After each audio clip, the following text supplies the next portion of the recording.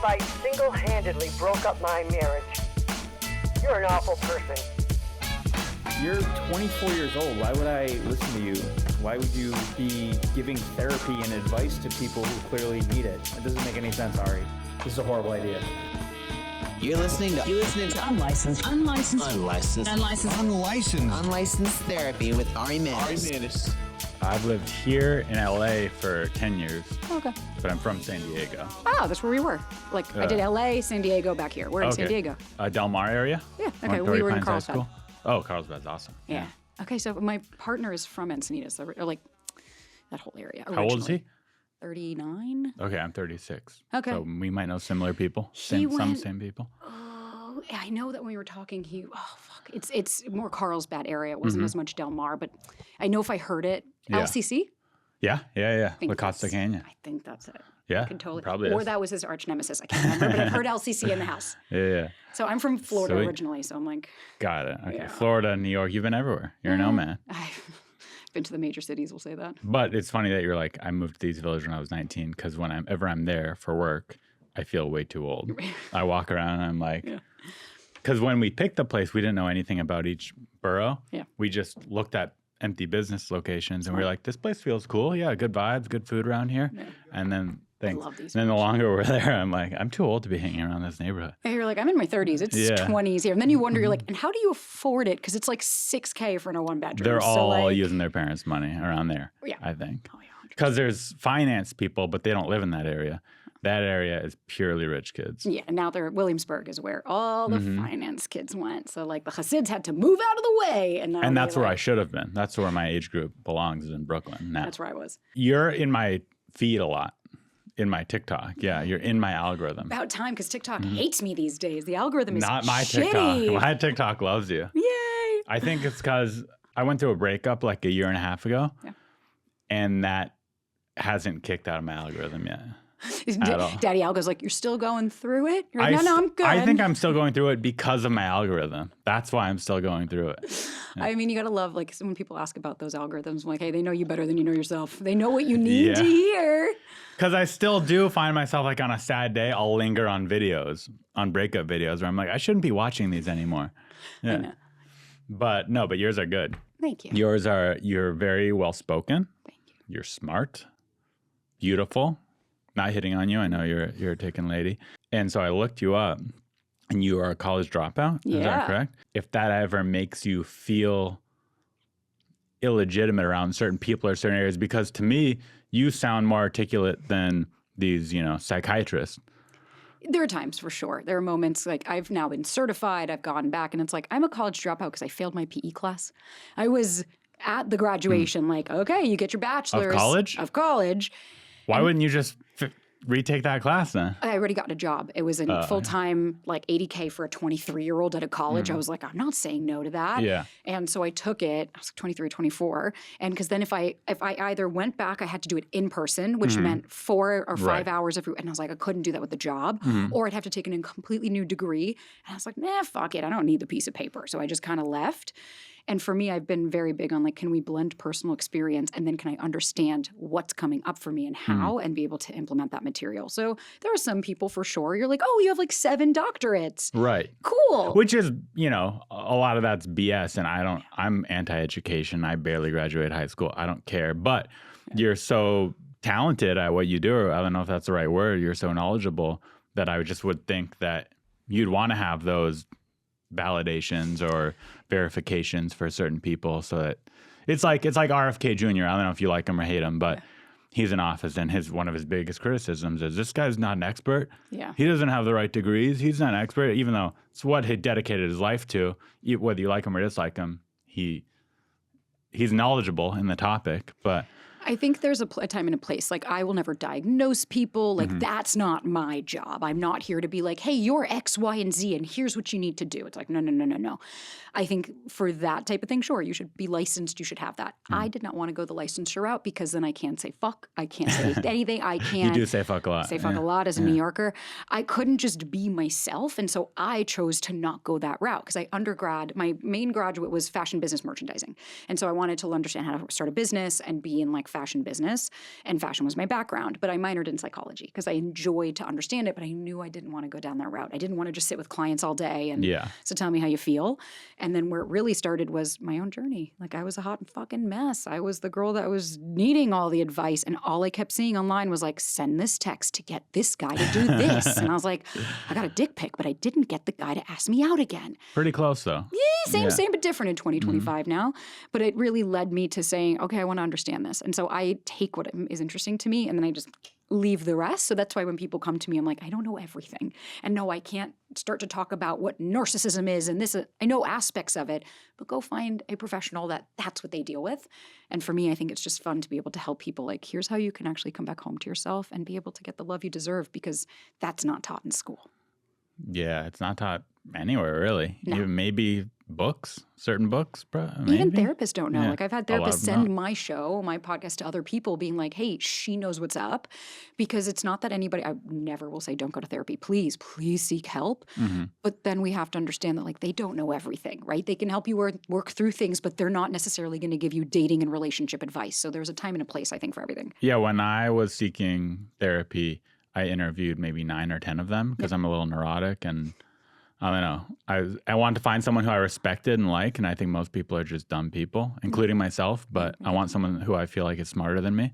Yeah. So I had to interview 9 people to finally find one where I'm like, okay, this guy gets it. And you found one? Yeah, I found one. Who's a pretty smart guy, yeah. I had the same. I've had some really great therapists. Unfortunately, like they left, like, hey, I'm going to, like one of my favorite therapists, she was like, I'm becoming a professor. I'm letting go of my private practice. You're like, okay, legitimate.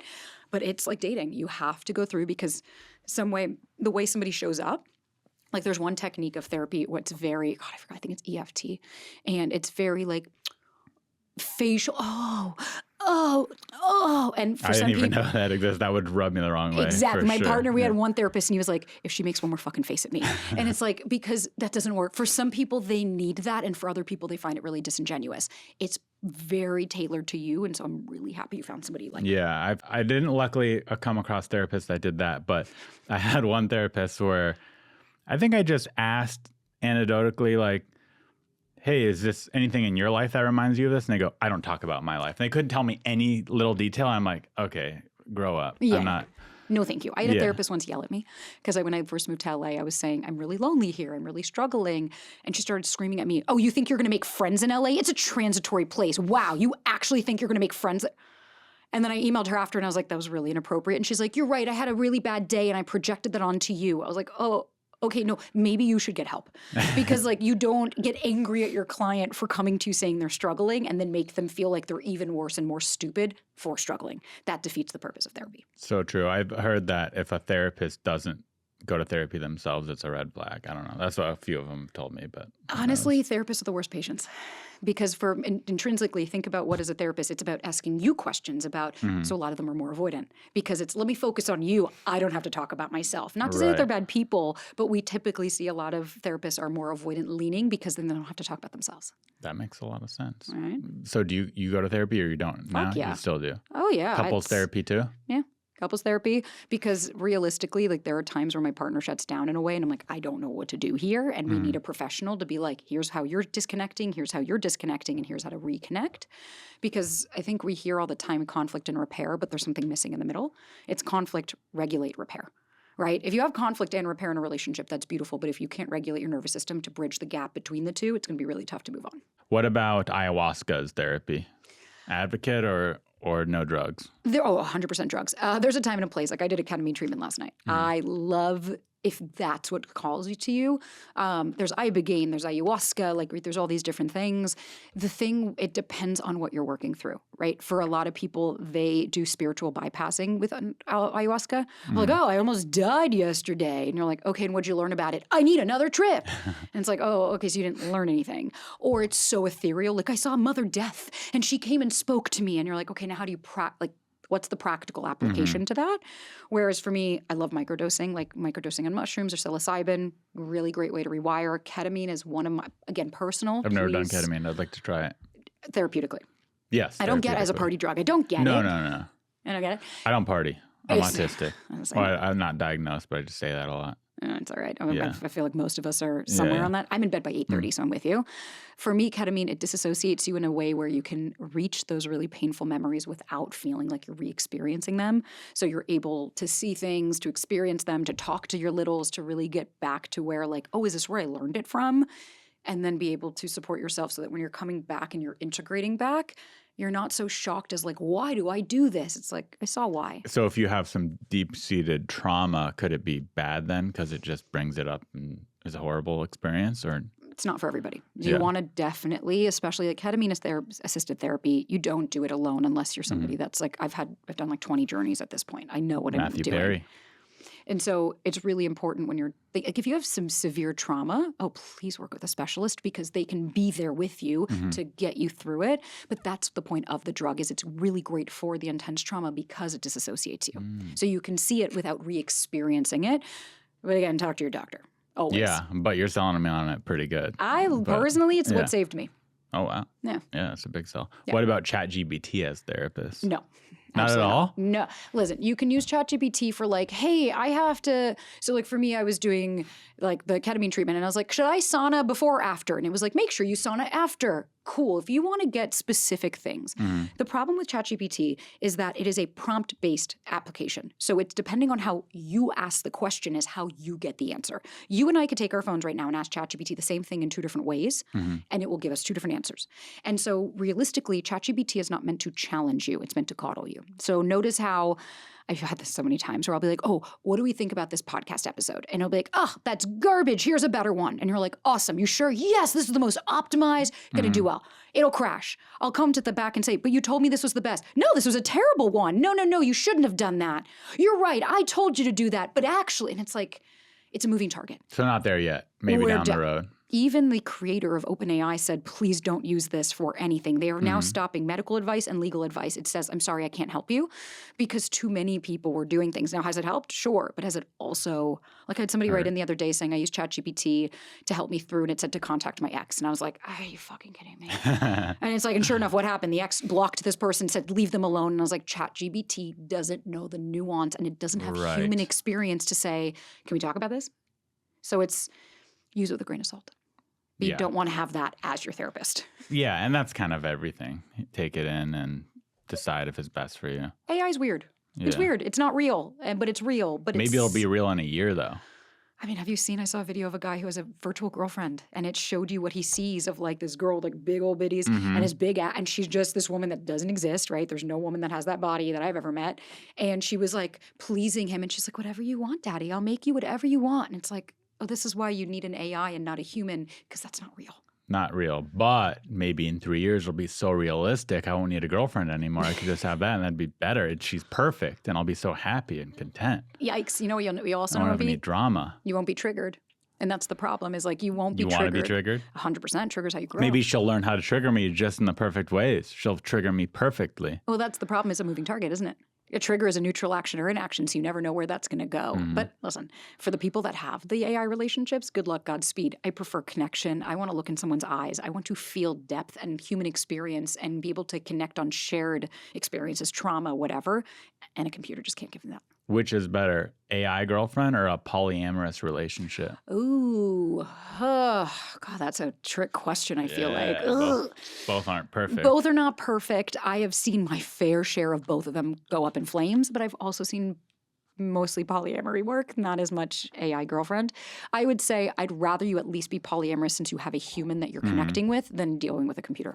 What if you're polyamory, one real girlfriend and one AI girlfriend? That'd be pretty good. Here's the thing about AI. So you know, I'm sure you've seen the same side of the internet, all those memes of like the guy going into a grocery store and they says, hey, how are you? And he types into chat like, they asked me how I am.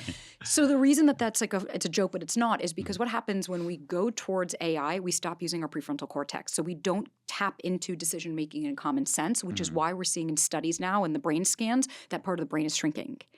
When your prefrontal cortex shrinks, that's where like the executive functions live. And so a lot of people are more reactive and in the other parts of the brain, and that's the part we want to grow. That makes sense. Yeah, so that's why you have to be very careful. Like I've been guilty of that. You pull out ChatGPT and you're like, I can think of this myself. I wonder what my prefrontal cortex is like. I got health insurance starting in January, so then I can go get it checked out. It's such a real thing. Mm-hmm. I know. I was like, I took a yoga class once. They're like, what are you grateful for? I was like, I'm finally insured. If I hurt myself, I'm good. Yeah, I had like HMO and then didn't work with anything, so I switched to PPO, but now it's canceled for 2 months. Of course. And it's a mess. Gotta love American health insurance. Yeah. Healthcare. Yeah. Obama didn't fix it. He said he did, but he didn't. No. When someone says, what do you do for a living? What do you tell people?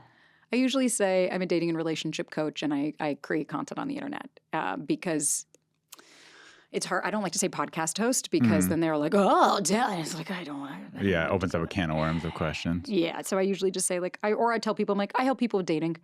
Oh, what does that mean? I'm like, I just coach and just keep it light because if you know who I am, cool, we can have a conversation. If you don't, I really don't have to explain it. And people start getting quite insulting of like, you need a dating coach? And I'm like, I'm sorry, you're fucking single. Like, yeah, people, because no one taught us this. So some people do need help of how do I break up with someone? How do I tell them how I'm feeling? How do I show up differently? Because if my parents are not the person that I want to take advice from, if my siblings aren't, if my friends aren't, who else do you go to objectively to say, hey, that's bullshit. And here's what you're doing. So right. You either go to your friend that's the best at dating or a professional dating coach.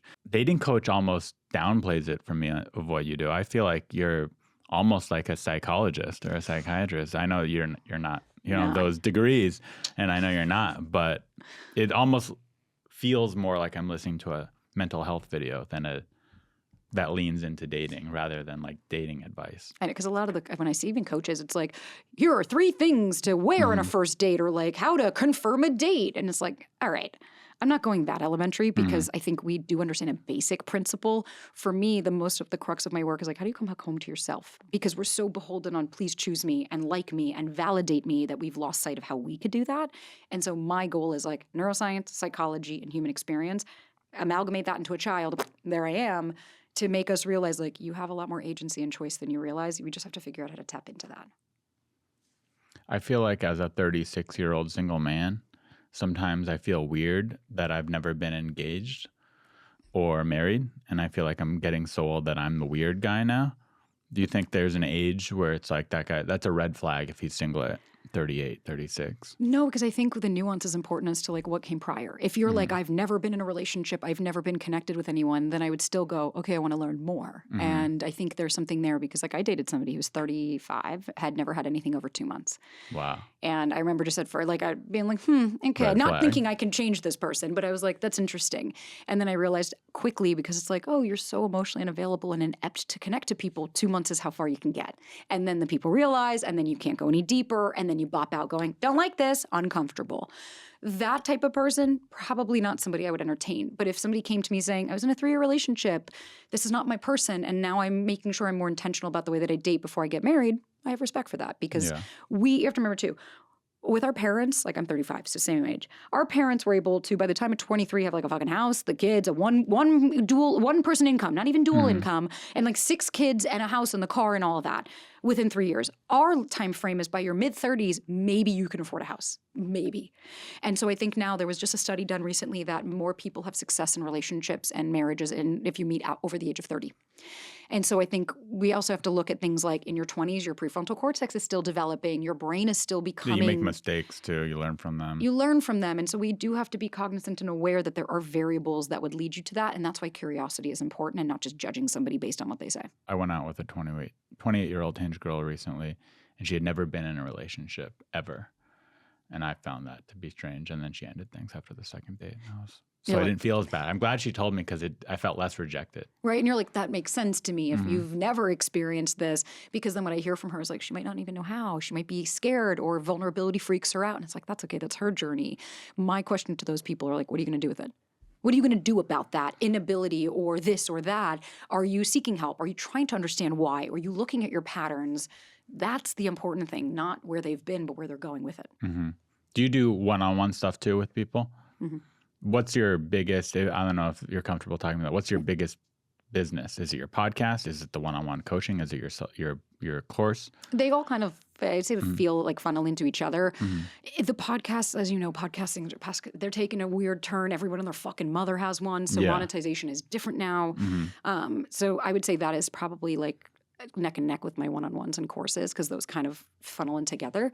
But also I'm doing speaking engagements and talks in front of, like I did Hello Sunshine, and I'm doing different things. And so I just enjoy being around people. That's my favorite thing. Yeah, it's fun. right. I do a lot of stand-up. So Do you? it's like a drug for me. I get high from it, just talking to a crowd of people. Business owner and stand-up comedian. Stand-up first. Stand-up They're first? kind of, stand-up is big. Every comedian has a podcast now. It's true. So I was the nerdy comedian that everyone came to with advice on podcasting equipment and stuff like that. And I was just helping everyone for free. Yeah. So then one day I was like, I should monetize this Turn somehow that into a because business. I'm doing it for free as a job. So yeah, I did it and it worked. Yeah, now you're like 3 places deep. It's like 3 places deep, yeah. that's also, though, I think the beautiful thing of risking on yourself, right? Like allowing the surrender, because it's like if you were so gung-ho and like, I can only be a comedian, well, then you miss out all these other opportunities that open up. That doesn't mean you have to give up on one. I did that for a while. I was gung-ho on it for a while, and it was fine, but I lived in a studio apartment. I was living month to month. Right. And then I was like, I just turned 30. I need to grow up a little bit. I need to get my shit together. Yeah, I understand the hustle. I had a clothing line my past life, and it's like I wanted that. I was supposed to be on Shark Tank. Like I was on set. It was a whole fucking thing. And when that didn't work, I was like, okay, what are my options? I could either sit here and cry that this didn't work, it didn't happen, I didn't get it, or I could do something different and I can follow a passion. And it's like now I have both. I have a clothing company and I have my coaching. Perfect. That's the What's beauty. your clothing company? It's called Software. Software, okay. Is it men's clothing or just women's? Both. Oh, both. Yeah. Okay. So I made it after my mom got sick and I wanted to do something different. And so everything I ever do starts from a place of like real need, not just another fucking clothing line or podcast out there that we don't need. When I started the podcast studio side of the business, I had my podcast. So I was thinking it'd be a cool place for my podcast because I was doing it in my garage. And if I could make $500 a month, that'd be cool. That was literally my goal. I was like, maybe I'll make $500 a month from this. That'd be sweet. And then it turned into, I'm like, oh, I'm making more money from this than stand-up. Right. I'm going to lean into this a little more. Same. So it kind of happened really organically. I didn't have intentions of having 3 studios and getting into being a businessman. Same. I started everything, and I remember calling my mom February of 2023 going, oh my God, I booked 2 people this month. I made $400. I was like, Mom, if I can get 5, like if I could double this and even get 5 people next month, I was like, I just fucking paid rent. Yeah. And I remember she was like, okay, go for it. I booked out the next month. And I was like, whoa, okay. I just booked out like 30 clients this month. I was like, okay, there's something here. Because I think when you try so hard to make something stick and you don't have control over the outcome, it becomes fucking insane and maddening. But when you just release control of the outcome and say, like, I'll try, I have low expectations and the barrier to entry is low, you allow naturalness to happen. When you booked out all those clients, was it from a social media video that did this? Did one clip just take off and you're like, whoa, okay, that wasn't expected? Yeah, it was one stitch I did, and I'll never forget. All of a sudden, I got like 8 bookings that day, and I was like, oh, fuck. And it got like 4 million plays. And that was the moment when I was like, hey, you could turn this into a business. What was the video about? The original one? The original, he was saying, I can like you. It doesn't matter how much I like you. I'm still not going to text you every day. And then I stitched it being like, because there are plenty of people that don't need to text you every day. And I think I took the traditional, right? If he doesn't text you every day, he doesn't like you. That's how I feel. Because I'm a little needy of a communicator. Okay. And when I'm dating someone and they go 24 hours and then respond or whatever it is, 12 hours, 24 hours, I'm like, they just aren't that into me. I think there's nuance here. If somebody is putting 12 to 24 hours every single time you text them, you're right. This person's not being intentional. But I think what we have to look at too is like, I'm never saying that I'm not saying it's appropriate to ignore people. Like if I text somebody, hey, how's your day? And we're dating. And then it's 4 days later, they're like, good, you? It's like, all right. That person's not that into it. Yeah. But I think what I really see is a lot of people, if they don't text you every day, they don't like you. And that's black and white thinking because it's taking one version of it. They have to text me every single day. That doesn't mean that they have to respond. They're saying if they don't contact me. And what ends up happening is like you rule out a lot of secure people going, I'm really busy that day. Like I don't need to talk to somebody that I don't know. Mm-hmm. And we end up becoming hypervigilant and like we project. It's a whole thing. There's a difference between what you're describing of like, hey, could you respond within the day so that we can at least make plans and like see this going somewhere versus if you went on a great date and Saturday and Sunday, you just didn't hear from her. That's like you being like, I'm ending it. Right. And it's like, whoa. She might be with her family. She might be at work. And you didn't even try to text her. You could do that. I had one person who wrote into the show saying, I've been dating this guy for 5 months and everything's amazing. All the boxes are checked. He's emotionally available. He's really into her. He shows up. And she says, but Sabrina, I ended it. And I was like, oh God, what now? What did you end it for? She sends me the screenshots of the text, so at least I could see it. They saw each other Friday. He texted her goodnight. Saturday, nothing. Sunday morning, first thing, it was, babe, I can't wait to see you. Right? That's great. She ends it. And she says, you didn't text me Saturday. And he said, he even told her, he goes, I'm not letting you do this. And she goes, what? And he said, nuh-uh. And he said, I work for Motorola. I cannot have my iPhone out. I was at work for 12 hours. I can't pull my phone out to text you. He said, then when I got off work, I had to go pick up my son. I'm the only one with my son. I cannot be on my phone while my 3 or 4-year-old is running around. And he said, it's funny, you've never once texted me. And he said, in the 5 months we've been together, one time you've reached out to me. And he said, so if you really wanted to communicate, why didn't you contact me? And I'm so grateful she emailed after because I ripped her a new one on the episode and was like, you're not fucking ending it. And she wrote back and she's like, I'm really grateful. We didn't end it. We're going on like 9 months. I couldn't be happier. You're so fucking right.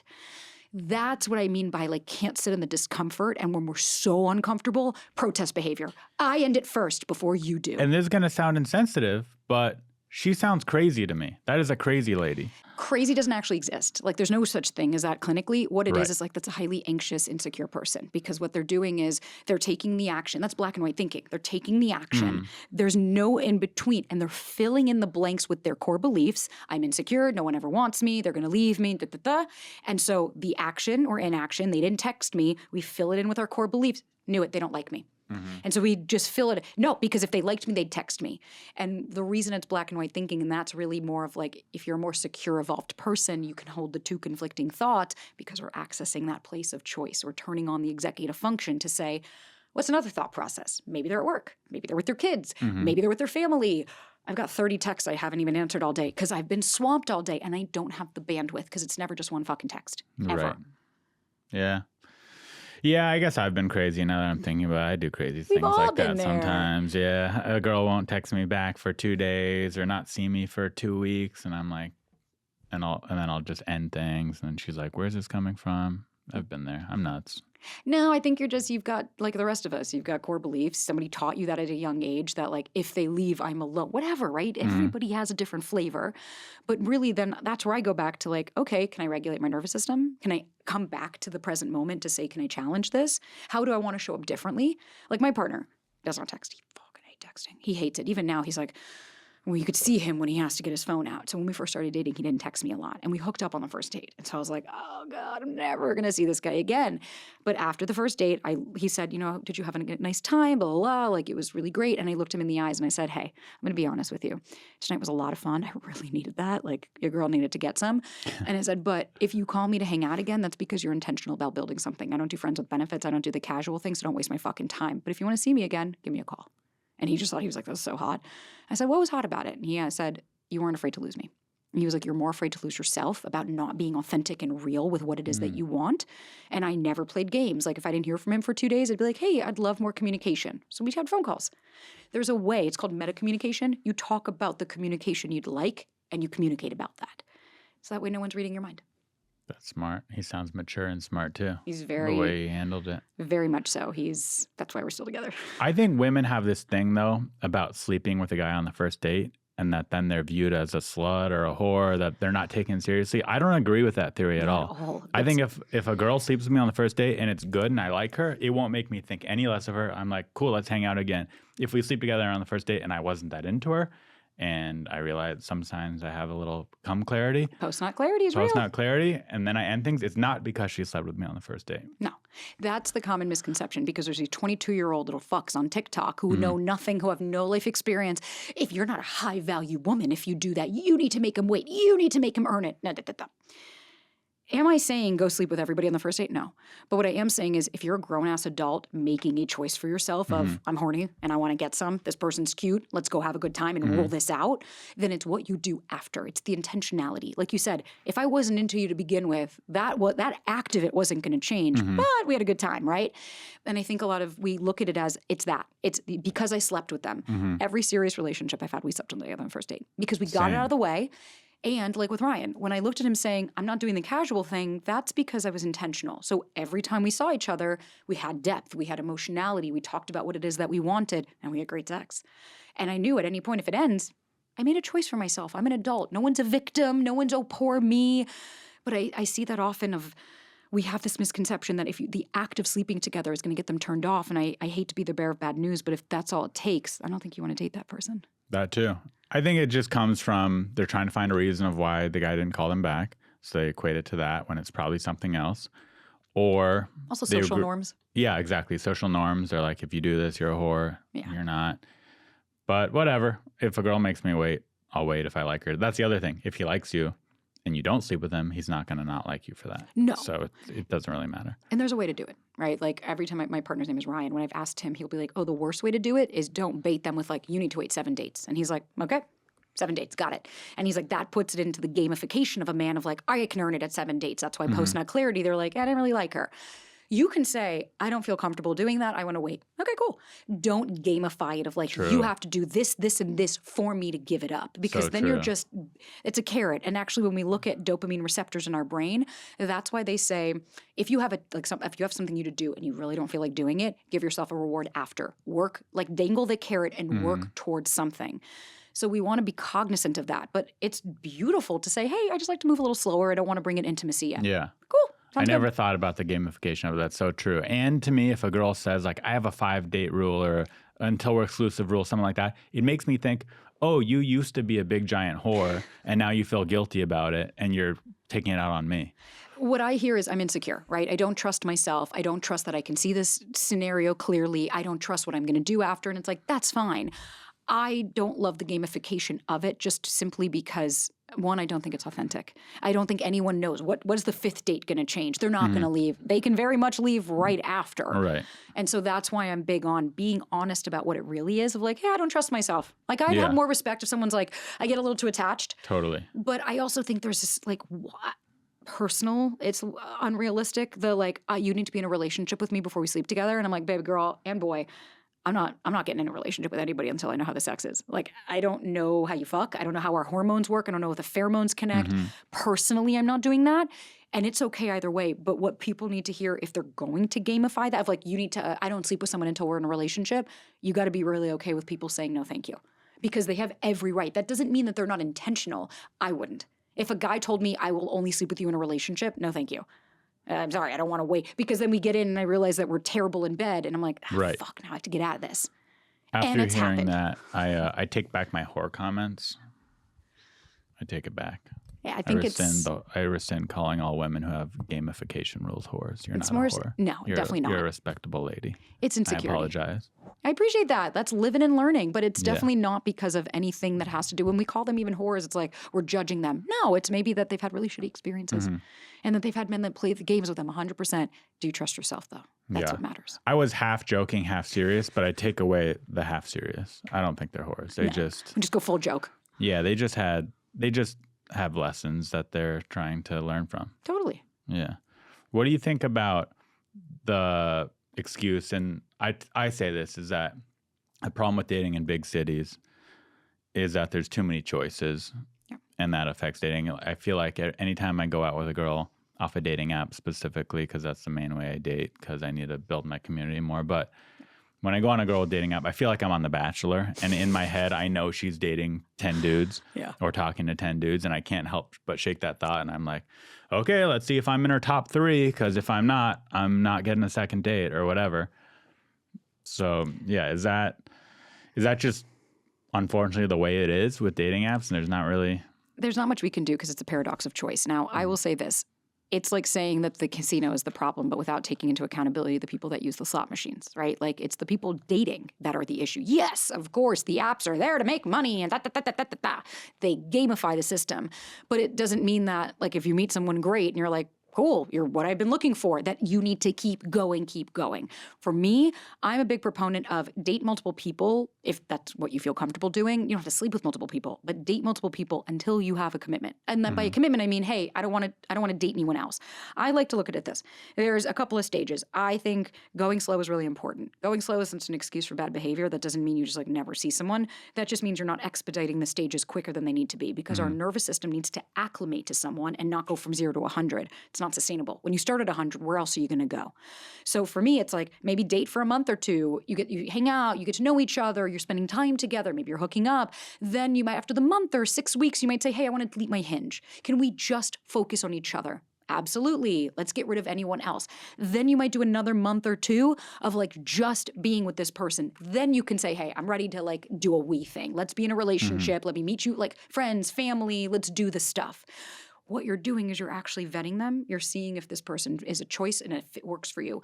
Listen, I personally, I had, I think 4 dates the week I met my partner. I was dating around. It's a lot of dates in a week. I was an active dater because I knew if I want to get married, if I want to be with somebody, I don't necessarily want kids. I think it's becoming pretty clear for me. But I knew that if I wanted what I wanted, I had to do what I needed to do to get there. And I couldn't just expect it to show up. And if I focus on one person and that's it, well, what if that one person doesn't work out and I just said no to 7 other people that could? So I think what we need to shift it as is less about like, am I even on her roster, and more about, am I being intentional and is this person intentional? Because if I choose them and they choose me, then it's reciprocal and that's what we want. I don't give a fuck how many people they have.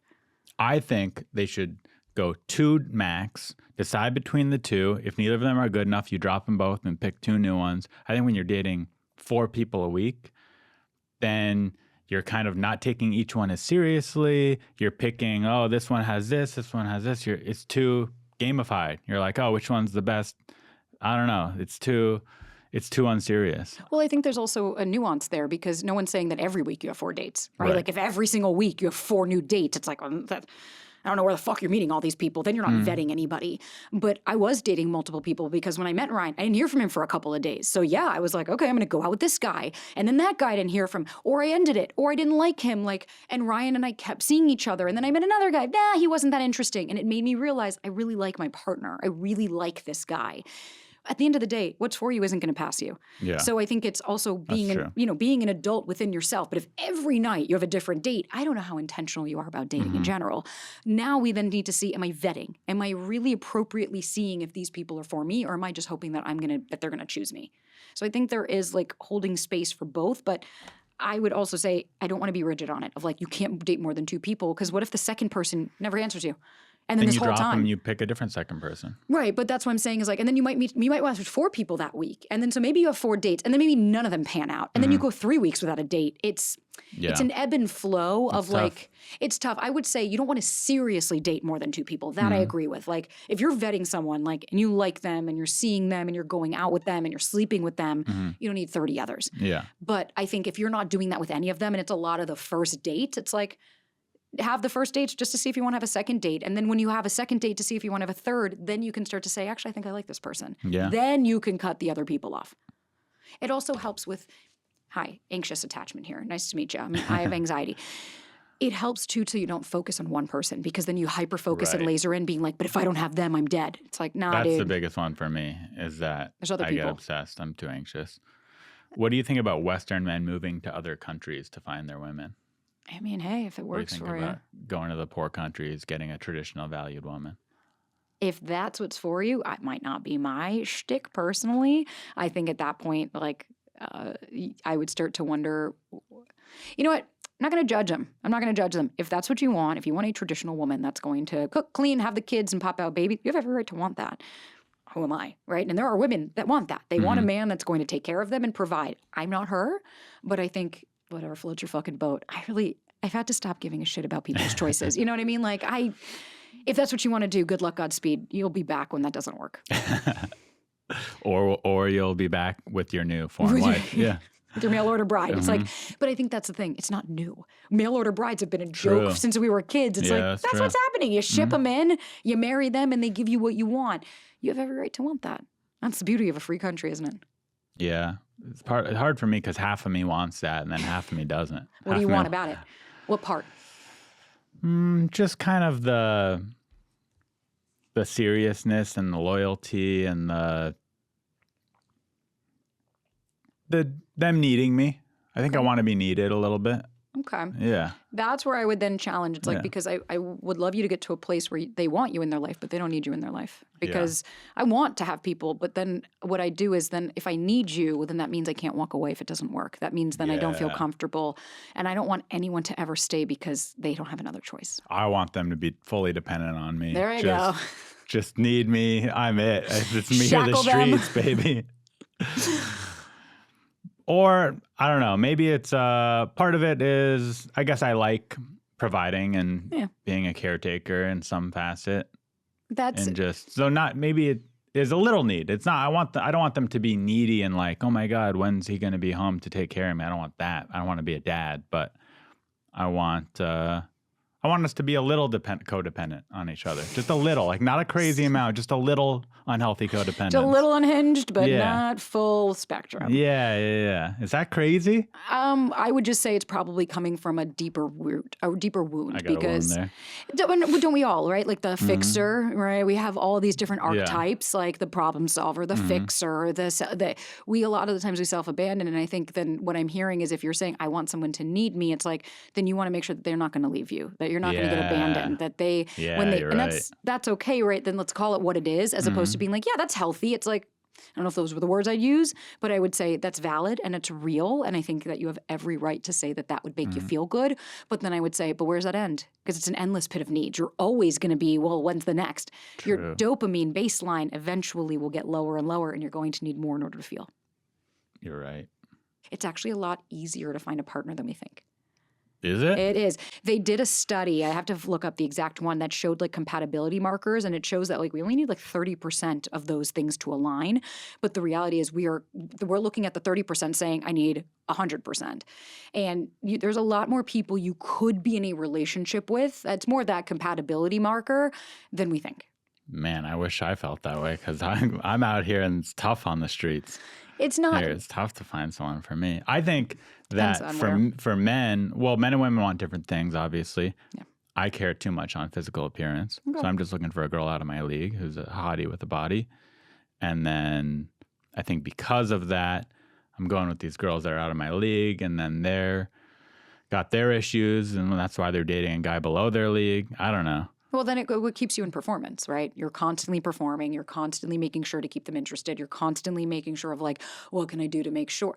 Well, that's like an imbalance of power right there. Yes. And so it's like, okay, well, if we're putting everything, what happens when the looks fade? What happens when they don't have the depth and the vulnerability and the transparency and the emotionality? I think with modern plastic surgery, looks could never fit. I mean, it's going to keep getting better. Until you get the jowls on the neck, and all of a sudden you're like, that's a They'll rough fix that. 35. They're going to fix that, yeah. I have yet to see it in LA, especially. But I trust me, I used to be that. I'm like, I want the 6-pack, and he has to be 6'4", and the 6-pack, and blue eyes, and brown hair, and it was like, yeah. And then I got those, and I felt really fucking lonely, and I felt miserable, and I was like, oh, I need someone that makes me feel safe. Yeah. I need to feel seen, heard, and understood. And of course, I want to be physically attracted to my partner, but that comes with other things. What makes them real for me, what I get turned on, is when I'm mentally stimulated more than anything. I have had some smoke shows that are boring as fuck, and I'll walk It's my got ass to be home. both. If they're just a smoke show, I'll be bored. I'll be bored. It'll last like a couple of nights, and then that post-nut clarity kicks in, and you're like, I'm good. No, yeah. So I do feel that way about myself. I'm too picky because I'm like, she's got to be hot, but she's got to be kind, and she's got to be smart, and she's got to be everything. I'm like, okay, well, if that girl has everything that I want, she's dating the 6'4" millionaire with blue eyes. You never know, right? The finance guy. Yeah. But that's where we'd have to look and say, okay, what can I make concessions on? And then what are my non-negotiables? And it's like, maybe my non-negotiable isn't that she's a swimsuit model. It's like, maybe she's just like a normal girl that goes to the gym and just takes care of herself, right? Yeah. She doesn't need to be this LA 10 that's walking down the street and everyone's neck is breaking when they look at her. Maybe she's just an awesome person that's naturally very beautiful in my eyes. That's what fucking matters. Sounds amazing. Right? Sign me up. No, I think the issue with me specifically, but a lot of people, is internet dating. And I think you have to build a community in real life, and that's just a hard thing to do. For me, when I moved to LA, I did everything to build a community in person. I still met my partner on an app. Where you're meant to meet the person, you're meant to meet them. Yeah. Happens, right? Most marriages meet on an app now, most relationships. So I'm not saying apps don't work. I'm just saying it's what you connect with. It's a shit show. It's hard. It's throwing shit out the wall and seeing what sticks on an app. 100%. Whereas if you're just out there making friends and building community, it's going to happen a lot more organically.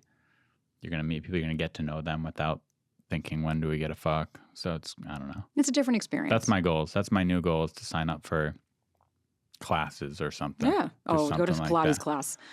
But I can't approach people at a gym. And I want it to be less about going here to try to meet a woman. Yeah. And more about just meeting people and being social. Yeah, but in general, you want to go meet a bunch of chicks, go to a Pilates class. And you can just, because that's the beauty of classes. You just look over and you're like, I've never done this. What do I do? And it's like you start a conversation. It doesn't mean that you're going to fuck her. Right. But it's just, if you want to be around the opposite sex, go to find them. I think, if you go to Pilates class, you'll be around them. But I don't think it's a good way to actually. Maybe I'm wrong. That's how I met I'm a dude. shy. I met him at a sculpt class. He was the only straight guy. He was the only guy. Which guy is this? Different guy. Different guy. Yeah. This was one of the most beautiful men I've ever seen in person. Like I literally, the whole class, I was like, what the fuck is he doing here? And I just approached him after and I said, the only straight guy in the sculpt class. And he just turned around. He's like, so you saw me struggling. And that was it. We started talking, spent the weekend together, dated for a few months. Like, it does, but I had to be okay to start the conversation. Yeah. He wasn't going to because he was like, but that's what I'm saying. Like, but you never know if a girl's there being True. like, oh, hi, what are you doing here? I've never seen you here All right, before. you sold me. I'm going to sign up for Pilates. Do I'm it. going to Barry's boot camp tomorrow. There you go. Yeah. Class is really great. It's a great way to meet people. Like you said, in general, it doesn't matter who. Mm-hmm. Because you never know if someone's sister, brother, uncle, like you never know how you'll meet a you person. keep showing up. You're on the same person over and over again. Yeah. And you're getting in shape either way. You It's don't a meet win-win. anyone. You have a great workout. Is there a better way to fake chemistry? Because I feel like a lot of people after the first date, even with me, I'll go on a first date. One of us won't connect. It's not a bad date. There just wasn't chemistry. Is that something that can be faked or improved upon? Or is that just kind of you either have it or you don't? Well, I think we have to look at and say, what are you looking for? Because if we're gauging chemistry as a feeling of like, I want to feel the butterflies. It's like, then off the bat, I'd say you're looking for the wrong things. Because scientifically, when we look at the butterflies, it's actually blood rushing to your phalange so you could run. But they're a good looking person, so you don't want to run. And so we mistake, if I don't have the butterflies. Often that's actually just dysregulation. That doesn't necessarily mean that that's your person. What we're looking for is, wow, I felt really comfortable with this person. I felt really regulated. I didn't feel like I had to perform. I didn't feel like I had to go into anything. I was able to just say, wow, I really enjoyed the conversation. This person was cool. Doesn't mean you go home being like, oh my God. Like I'll never forget. This was many moons ago when I lived in New York. I matched with this guy and he took me to Bond Street Sushi. And for anyone that knows the city, you know that is quite a date spot. That is a very expensive date spot to take somebody. Fancy spot. Fancy spot. So he came in. I mean, he's like putting on all the moves. Oh, he was a male Adonis. You could have chiseled his body out of stone. I would have licked it. And he was just beautiful, this guy, and so smart and so charming. It was like, he's sitting at the bar. Elite man. Ooh, I would have had his kids all day. I want him. Don't we all? I'm ready to go gay. Super successful, had worked for Facebook, making tons of money, like every check, signed, sealed, delivered. And it's the type of thing you have on the date, and even the waiters are coming up saying, how long you guys been together? And you're like, we just met. Amazing, amazing.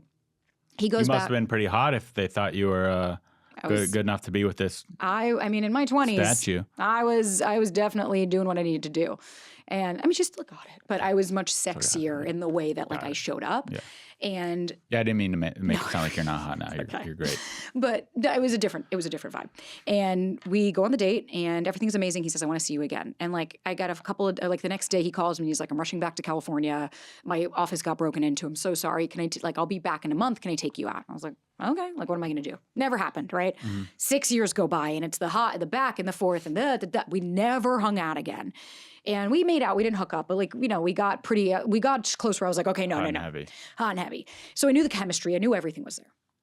Years later, and he now listens to Andrew Tate, and I'm like, oh, we went off the rails. And so I was like, good luck, Godspeed. Man. He became a red pill. Yeah. And which is to each their own. And so then I remember it was a couple of years ago. I'm at an appointment. I'm not going to say what appointment just because I'll give it away. I'm at an appointment. And I'm talking to the girl and I'm telling her about my dating experience. She's with a partner now and we're going over. And I was telling her about this guy. I said, oh, God. And I said, oh, you used to live in the same city as him. Oh, my God. You probably know where he lived in California. And she says, what's his name? And I said it. And she turns white as snow. She starts hyperventilating. And she's like, that's my ex-fiance. And I said, no.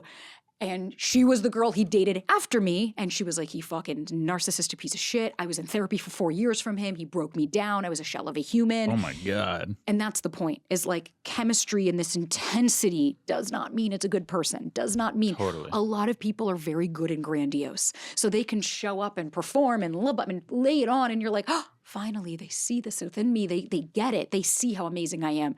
No, that's a manipulation tactic. Somebody that's secure will be honest of like, yeah, that was fun. You want to hang out again? There's no games. You're not bullshitting. And the reason that doesn't feel sexy is because you're not in anticipation of. You're not getting the dopamine release, and it's not intermittent reinforcement. Your brain is wanting the slot machine. Where is it? Do I have to earn it? Do I have to work for it? Are they going to ignore me? Are they going to ghost me? When someone's consistent, that's why people say it's boring, because you don't have to guess. You don't have to play. So depending on where you are in your journey, for me, I wanted consistency and safety all day more than I wanted the fucking But how highs. many people do you think actually want consistency and safety? I feel like most people are looking for that slot machine. That's why they're single or still struggling with dating. Yeah. You can't be surprised, right? If that's what you want who doesn't want the slot machine? Of course I want to wonder if it's going to happen and now that. But is that healthy for me? Fuck no. That's not going to get me the relationship I want. That's just my father all over again. So if a girl rejects me and I know it's because of the lack of slot machine in our date, Don't take it personal. it's fine. Don't take it personal. She's just not healthy. She's seeking the wrong things. She's seeking the wrong thing. She's going to die alone. And I'm not because I have it right. She will die alone, She's going to get technically. old and lonely and have a bunch of cats. All the jowls. She's going to have so many cats, and I'm going to have a wife and kids, and I'm going to laugh in her face for rejecting me after the second Perfect. unsparkly date. It's just really important to look and say, what am I trying to see? Because eventually, like, that feeling will fade. When you're with somebody, you're not always going to feel a high. Eventually, they're a human. And then Right. what are you left with? So true. Do you think dating is just a numbers game and just confidence and not being scared of rejection? I think it's a multitude of things. I think dating, yes, it's a numbers game in that sense, like anything, right? Even a business, you said I went to go look at how many locations, right? It's a numbers game of maybe the first and maybe the 50th because this one's a little small, this one's a little big, this was too expensive, this was not expensive, right? There's the variables. I think what it is if you want to successfully date, it's about releasing control of the outcome. That's the detachment component. You're not detaching from people. It's not like, oh, I never connect. It's that you're detaching from the outcome. That my mama always said, add for now. Like if I go on a date, it's just to see if I want to have a second date. For now, I like this person. Doesn't mean it'll continue. Doesn't mean it's life. Because then what happens is you detach from the outcome. If you are only contingent on this has to work, you'll do anything to make it work, inclusive of self-abandoning and being in a relationship that's not actually working for you because you think that's my person, that's the one, they're my fucking twin flame. Instead of, I really like this person. If it works, awesome. If not, I still have myself. I was good before them, I'll be good after. Yeah. That's the confidence we want to That's where embody. you want to get to. where But we wanna get who's to. there? Who actually is there? It took me 8 years to get there. So if Ryan left right now, you'd be like, I'll be all right. Yeah, we've talked about it a bunch of times. Wow. I told him, I love you. Sounds unrealistic to me. I believe you, Yeah. but wow, does that sound like a fairy tale? I think it's also because I've lost so much. My dog, when my dog passed away right before I met Ryan, I used to joke and be like, Clem can never die. And like my eye would twitch when I'd say it. And I'd be like, no, he's going to live with me forever. And when he went to the vet and he had 10 days to live after, unexpectedly, I was a shell of a human. And I, in that moment, realized I can't be so beholden to an external, otherwise my life ends. And so it really shifted everything for me. When you go through a big loss, you start to realize that you can't hold that person into an unrealistic expectation. And I told Ryan, just because I'd be okay with us breaking up doesn't mean I won't be sad. I'm allowed to feel and go through the emotions and be upset and be hurt. But I also know we're two adults that made that decision, if that's the decision we make. If he cheats on me, I'll fucking castrate him. But like, he's not. And if that were the choice, if we both said, hey, I think we're at the end of the road, that's because we're two adults having a conversation about what our needs are and if the other person can actually satisfy them. That's why I'd be okay if it ended, because I've been very true to myself throughout to make sure that this is the relationship that works. And is any part of that stop you from getting really close, do you think? No. Or no? No, I mean, I think that there's an element of reality that, like I said, I don't ever want to be beholden to anybody. So, like, he wants to get married. I still think we have some shit that we need to work through, just more of how he shows up consistently, and he's working on that. If I see that go for the next few months, like if he shows up consistently and the work he's doing is working, put a ring on it. Let's go. And if it doesn't work out, that's okay, because I'm not saying that this is the end all be all. My life does go on. Right. I feel like marriage is, what's the point? Just be with the person forever. Why do you need a piece of paper? For some I guess people, tax benefits for some kids, people, right, kids, kids. You could have kids without being married? Yeah, for me, I'm fine with, I don't, to me, marriage is not the end all. That's why when people ask like, oh, you're not married? It's like, that's not, there are plenty of people that are married that should not be. Right? My parents were married for 25 years, should not have They're been. not married anymore? No, they're not, thank God. But they should never have been. What do you think of people, your divorce chances are way higher because your parents are divorced. Should I avoid women who have divorced parents? Good luck. That's half? Yeah, that's what I was going to say. Yeah. You're cutting out a lot of people. Cutting No, out half. because my sister and her husband have been together for 20 years. They're not going anywhere. They You are. got 5 years left according to your parents. That's true. Yeah. And both of them came from divorced homes. I don't think I think that our generation is changing a lot of things and we're breaking a lot of patterns and molds and saying, I want to be a different dad. I want to be a different mom. I want to show up differently and I want to be a different partner. And so I think growth is really possible. What's your number one piece of advice for incels? Go to therapy.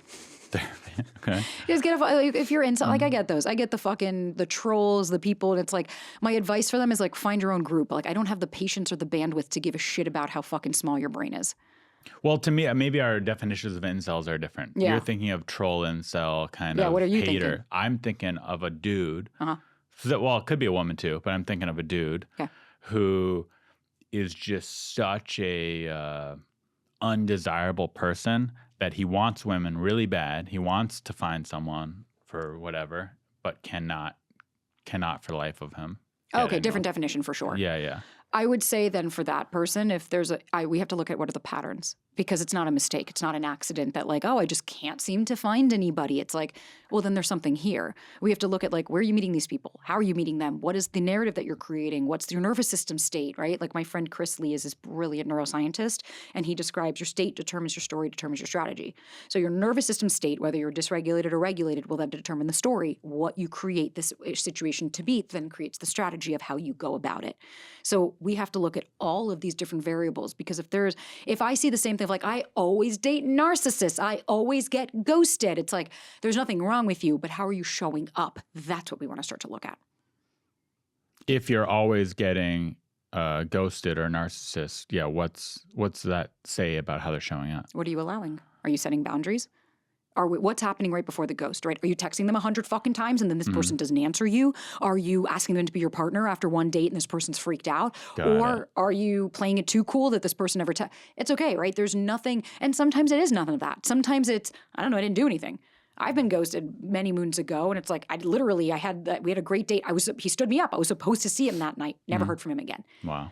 What are you gonna do? We would dated for like 2 months. Met friends, had really started to like, and it turns out later he told me, he was like, I freaked out. I'm sorry. And I was like, yeah, you're a fucking pansy. Yeah, it's immature. It's immature. Ghosting doesn't have anything to do with me unless, like I said, the pattern. If you keep getting ghosted over and over, then we got to say, who the fuck are you choosing? Are you choosing people that love bomb and come on really strong and then ghost? They have a higher propensity to do that because it wasn't built on you. It was built on their feeling they're chasing. That makes sense. Yeah, it's none of this is shame or blame. It's about accountability. Right.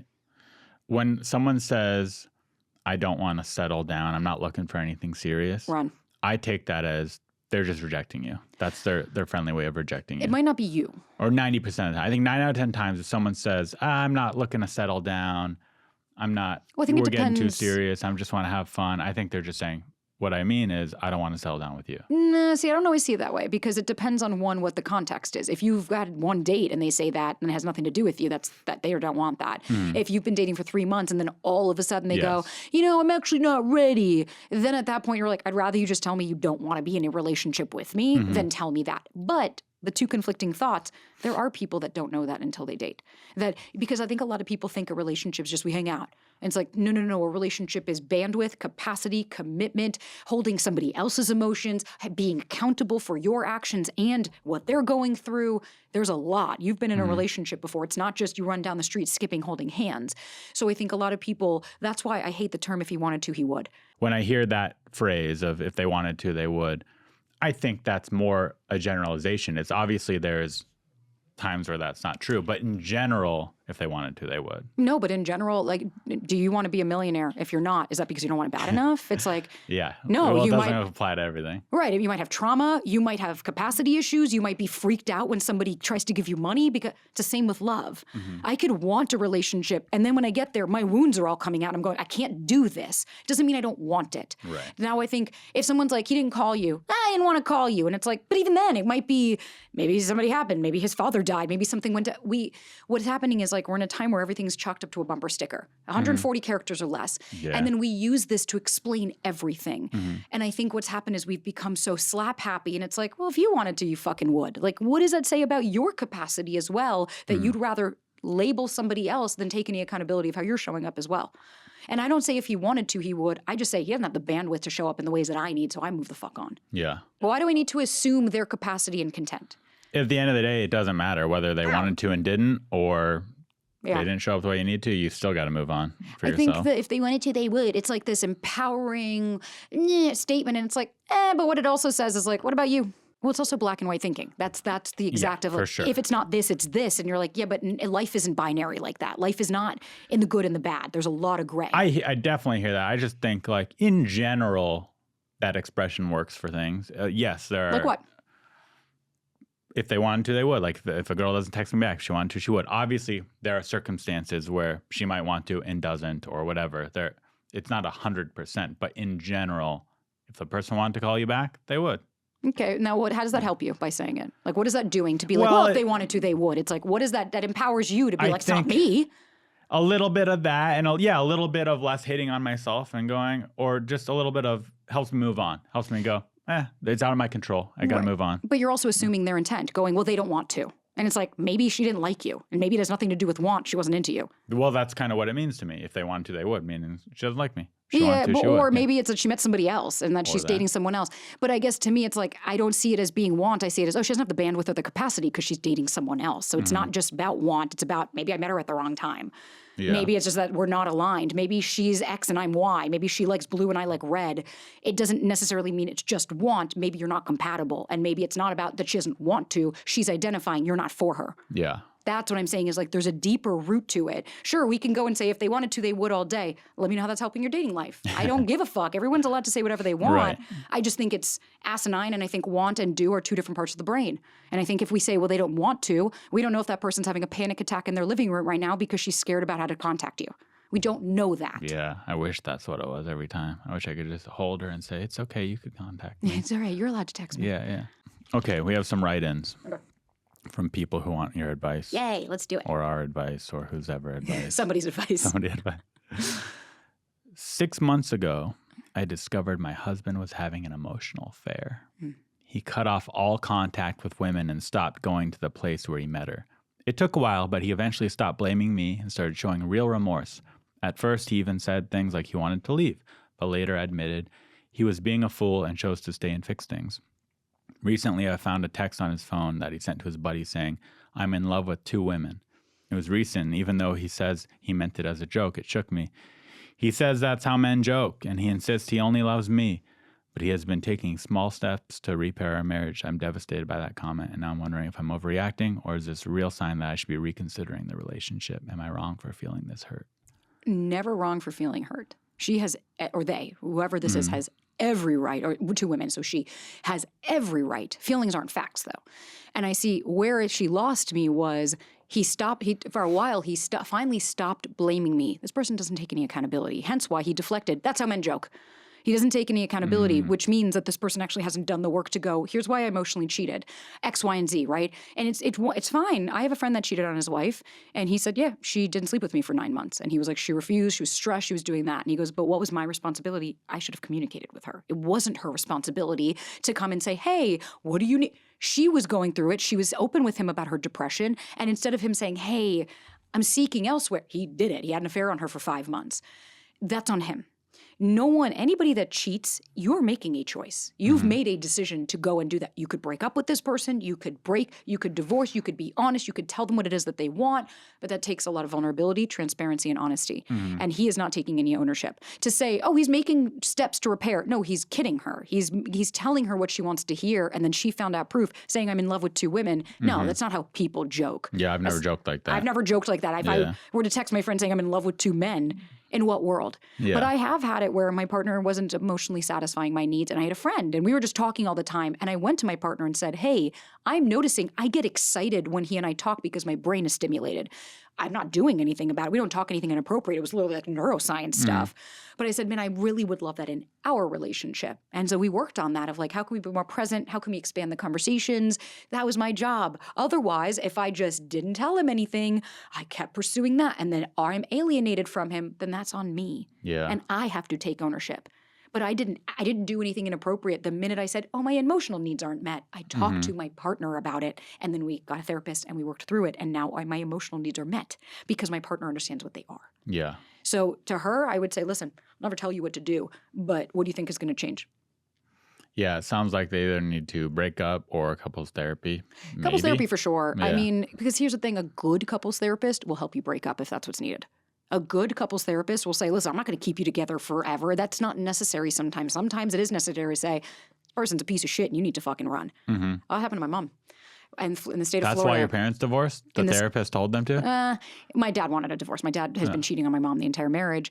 And in Florida, you had to go to a therapist before they could grant you the divorce. I didn't that was know that. back in the day. I like that rule. Yeah, in the late 90s, early 2000s. I think they divorced like 2004. So you had to. That was the rule then. Whoa, that's wild. And they went to therapy, and when my parents walked in, because my dad's a raging narcissist, he told the therapist, fix her. Tell us how you really feel. No, yeah. He told the therapist, fix her. She's fucked up. Like a true man. And, I cheated on her because she deserves it. yeah. And when they left, the therapist grabbed my mom and said, Run. I would sign tomorrow. And she said, you need to get out immediately. And she said, he's doing you a favor.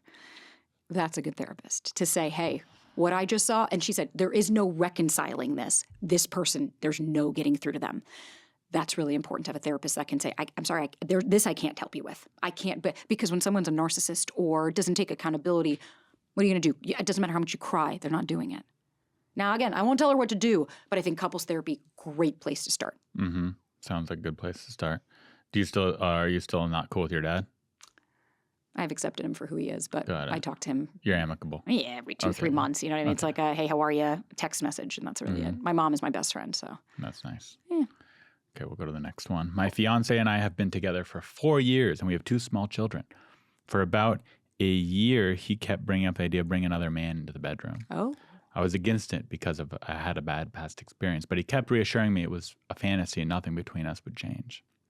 Over time, the conversations got more serious, and eventually, after months of pressure, arguments, and him asking every time his friend stayed over, I finally agreed. We did it, and in the moment, everything seemed fine, but as soon as his friend left, my fiance completely shut down. Now he won't touch me, barely talks to me, sleeps on the couch, says he regrets everything, and isn't sure he can love me again. I'm hurt because this was his idea, and my biggest fear was exactly this outcome. I've been giving him space, being patient, suggesting therapy, and trying to keep things calm for the kids, but it feels like we're roommates now. My question is, if you were in his shoes, what would you need from your partner to come back from this? Is there anything I can do to rebuild things, or is there something couples don't recover from?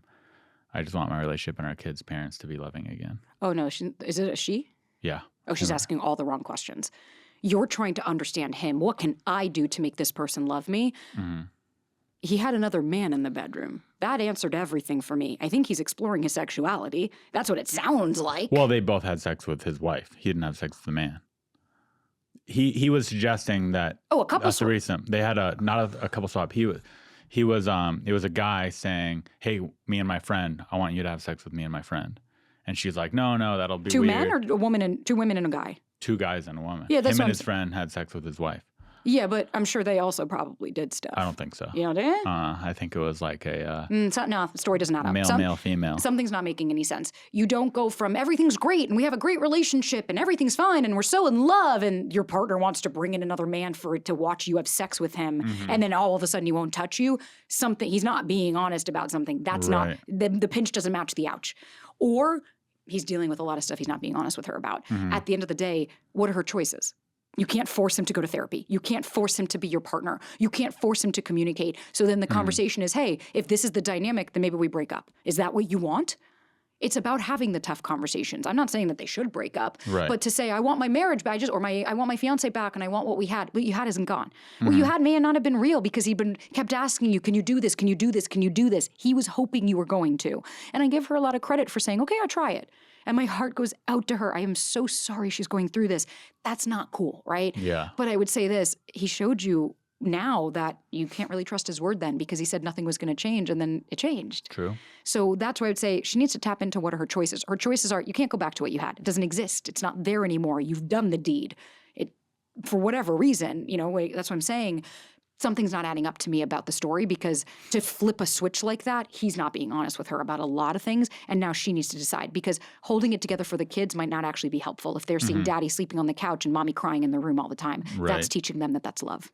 It sounds like she's done everything in her power to 100%. try and mend things. 100%. And now it's time to let him come to you. And if not, eventually separate. But I think back off and let him do his share, his part. Well, but I also think it's also about giving yourself a timeline, right? Like if you're going to back off, but being like, I'm giving this a month. Yeah. And if in a month, because it's like, if she could back off and then 7 years later, she's still sitting on the couch. Exactly. But 100%, like she can't overperform in order to keep the relationship. I hope she's in therapy. I hope she's talking to somebody.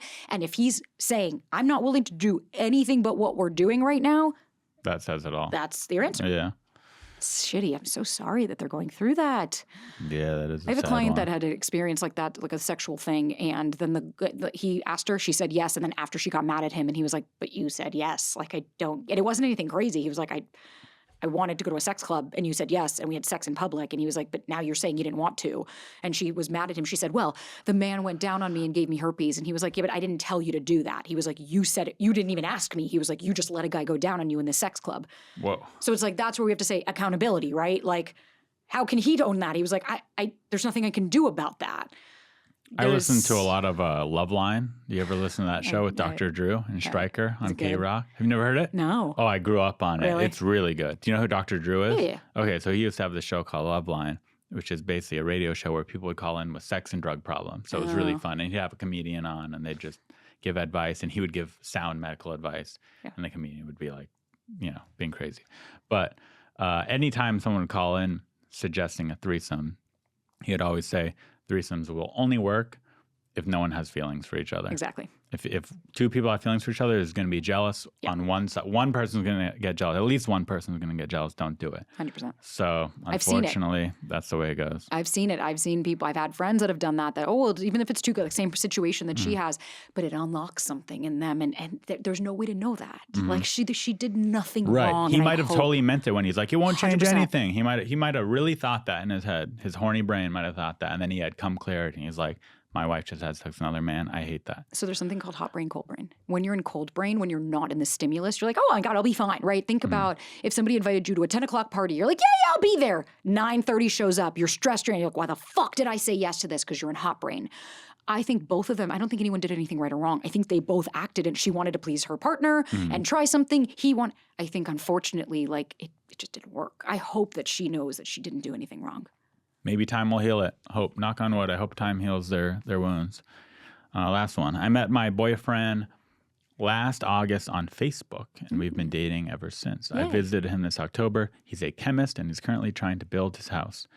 He told me he wants me to get pregnant for him because he has two brothers that have been married for years with no children. He wants to have one. I've been living with him for a month now, and I think I might actually be pregnant. But here's the part that scares me. He says I should give him time to finish building his house first, and then he'll come to my father's house to do the proper things. I'm worried. Should I trust this, or is this a red flag?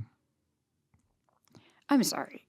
That was a weird one. I have to ask, does anybody communicate? Like, does anybody actually communicate? Okay, you want to get pregnant. What's the timeline? When do you want to do that? We're fucking without a condom. Are you coming inside of me? I might have a child.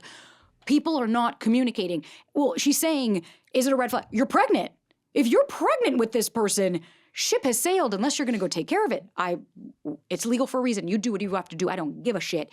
But the red flag to me isn't that he said that. The red flag to me is that they didn't conversate beyond that. There was no curiosity of like, hey, what do you mean you want me to get pregnant? Like, what are the logistics? Am I going to work? Are you going to work? Like, there is a conversation, and that's the theme between all these questions. Everybody just being like, I'm just going to stay quiet and just keep my mouth shut and hope that this works. It's like, when in life has that worked out? Yeah, it doesn't sound like you guys had a long enough discussion about the topic. But now it's too late. He's not going to be able to ask your dad for permission. Can't undo the thing. Yeah, you're having a baby unless you take care of it. But Yeah, you should probably tell him. I would definitely tell Yeah, him. you should probably tell him. Unless, I mean, listen, she's her body. She's allowed to do whatever the fuck Mm-hmm. she wants to do. But I would say, oftentimes I hear this all the time, and it's like you can't start to ask the questions after it's happened. I mean, like, well, is that a red flag? It's like, girl, the red flag to me is both of you guys. That he's saying I want to have a baby and all this, and you didn't stop to go timeline. When? How are we going to do it? Am I going to work? Are you going to work? Are we going to do it in this out? Like, there are variables to it, and that's okay. I'm not shaming or blaming anybody, but you got to take ownership and accountability of your part to say, you're right. I didn't get curious. I didn't ask anything, and here I am now in this position. How can I get out of it? Yeah, I think we helped them. I think we helped a lot of people today. I hope I think so. you did. A lot of insightful. I learned a lot. I'm happy. Women aren't whores. They're not whores. No. We're going to get rid of that word. Yeah, women aren't any of those things. They're just precious flower petals. Humans are People. amazing. Yeah, Everyone's that's what I having, like everybody that wrote Flower in people. is allowed to have the experience they're having. Feelings are valid. Everything they're going through is real, but it doesn't necessarily mean it's factual. And it's really important to be able to differentiate between the two. Yeah, maybe everyone needs to have a little more understanding for each other. A little more Compassion patience and compassion, empathy. goes a long way. Thanks for coming on my podcast. I really appreciate it. Thanks for having me. You're listening to Unlicensed Therapy with Ari Mannis.